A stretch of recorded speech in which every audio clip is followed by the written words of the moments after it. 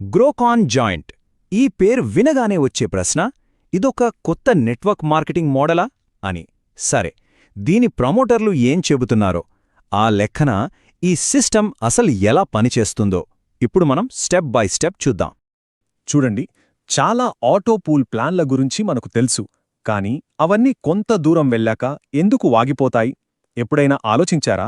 ఈ గ్రోకాన్ joint system సరిగ్గా ఇదే సమస్యకు తమ దగ్గర పరిష్కారముందని చెబుతోంది. అసలు ముందు ఆ సమస్య ఏంటో అర్థం చేసుకుందాం. సరే, పాత పద్ధతుల్లో ఉన్న అసలు సమస్యేంటి? అదే ఈ క్షితిజ సమాంతర వృద్ధి, అంటే హారిజాంటల్ గ్రోత్. ఇక్కడున్న పెద్ద ఛాలెంజ్ ఏంటంటే, సిస్టమ్ నడవాలంటే కొత్తవాళ్లు వస్తూనే ఉండాలి. అదే దాని అతిపెద్ద బలహీనత. ఇదే అండి అసలు పాయింట్. ఈ సాంప్రదాయ ప్లాన్లు 100% మార్కెట్ మీదే ఆధారపడతాయి. అంటే జనాలు చేరడం ఆగిపోయిందా, ఇక ప్లాన్ ముందుకు కదలదు, అంతే, అక్కడతో ఆగిపోతుంది. చాలా సింపుల్ లాజిక్ ఇది. మరి ఈ సమస్యకు గ్రోకాన్ జాయింట్ ఏం పరిష్కారం చూపిస్తోంది? వాళ్లు దీన్ని ఒక కొత్త నిలువు విధానం అంటున్నారు, అంటే వర్టికల్ అప్రోచ్. ఇది పాత పద్ధతులకు ఎలా భిన్నంగా ఉంటుందో చూద్దాం. ఇక్కడ చూడండి, తేడా మనకు చాలా స్పష్టంగా కనిపిస్తోంది.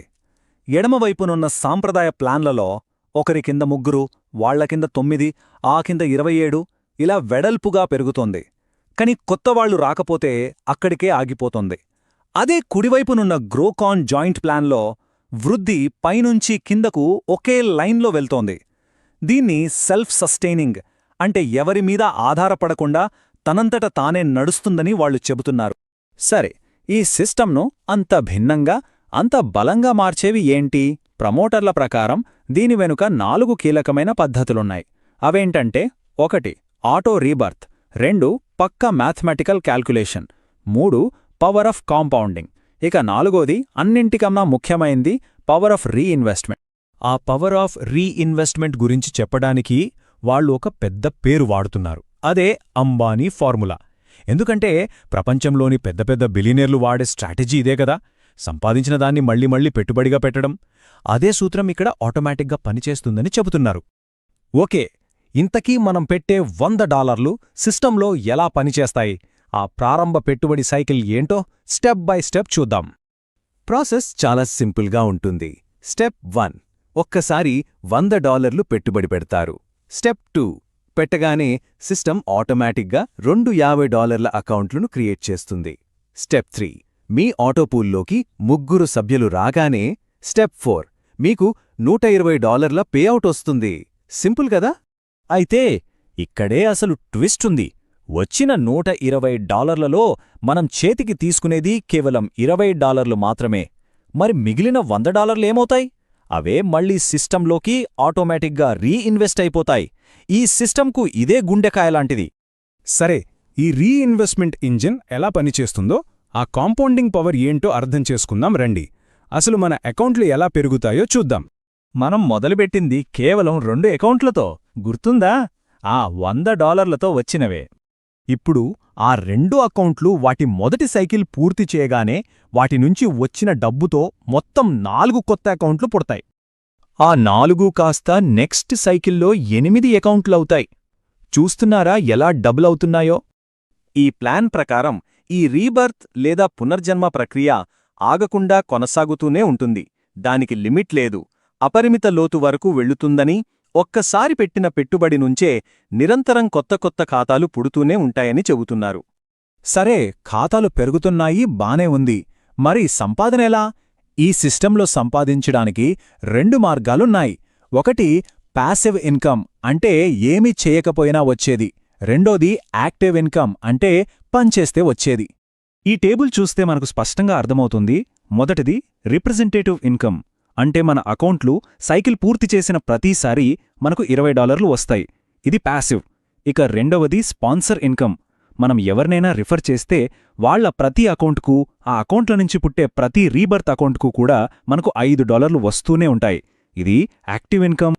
ఇదే ఈ ప్లాన్లో వాళ్లు చెప్పే అతిపెద్ద విప్లవాత్మకమైన విషయం. ఒక రెఫరల్ యొక్క పునర్జన్మలు శాశ్వత బృందంగా మారతాయి.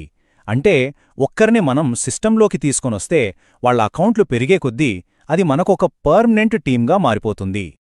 అంటే పాత పద్ధతుల్లో లాగా మనం వందల వేల మందితో టీం కట్టాల్సిన అవసరం లేదు.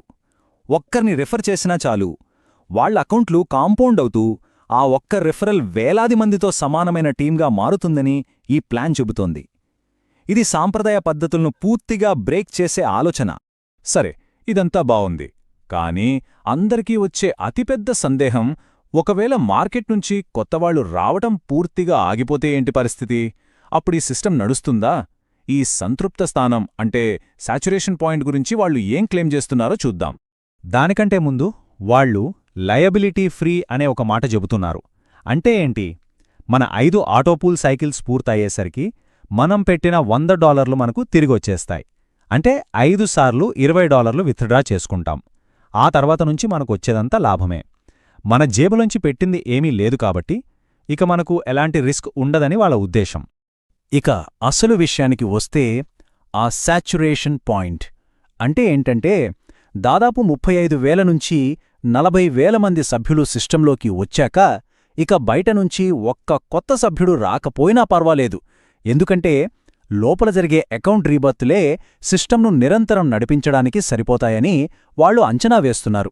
అదే సంతృప్త స్థానం. సో ఇప్పటిదాకా మనం చూసిన ముఖ్యమైన పాయింట్స్ ఏంటంటే, ఈ సిస్టమ్ పాత ఆటోపూల్ మోడల్స్ ఆగిపోయే సమస్యను వర్టికల్ సిస్టంతో పరిష్కరిస్తామని చెబుతోంది. ఒక $100 పెట్టుబడితో ఆటోమేటిక్ రీఇన్వెస్ట్మెంట్ ద్వారా అకౌంట్లు పెరుగుతూనే ఉంటాయి. వచ్చే $120 పేఅవుట్లో $20 చేతికొస్తాయి. మిగిలినవి 2 కొత్త ఖాతాలను సృష్టిస్తాయి. ప్యాసివ్, యాక్టివ్ అని 2 రకాల ఆదాయాలున్నాయి. చివరిగా ఈ సాచురేషన్ పాయింట్ ద్వారా సిస్టమ్ తనంతట తాను నడుస్తుందని క్లెయిమ్ చేస్తున్నారు.